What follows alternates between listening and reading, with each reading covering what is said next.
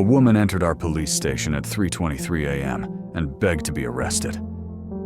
I shut the office door behind me, then made the call. The idea was to avoid potentially upsetting or aggravating the distressed civilian.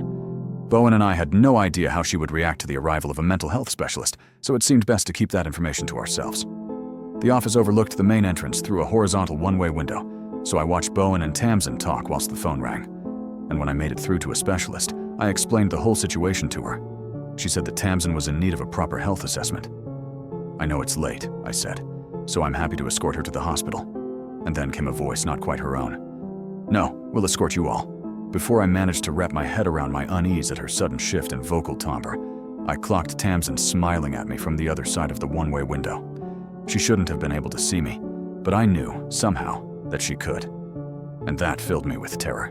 The grin on her face might have a thing to do with it too. Then the lights in the station cut out, and that came with a sharper pang of terror.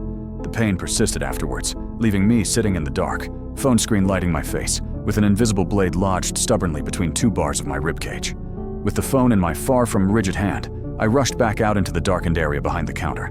But Officer Bowen wasn't there, and when I shone my phone's torch beyond the counter, Tamsin wasn't there either. "Hello," yelled a voice from down the corridor as fear started to grip me more tightly. A torchlight bounced down a distant corridor beyond the counter, painting the walls in light, offering only a slight reprieve from the suffocating darkness. Then came Officer Harling into the entryway. "Oh, Thatcher. Thank God someone's here," he sighed, shining the torch beam onto me. "Looks like we've had a power cut." "There was a woman," I whispered, leaning against the counter once again, this time for emotional support. I was terrified, and I still wasn't quite sure why.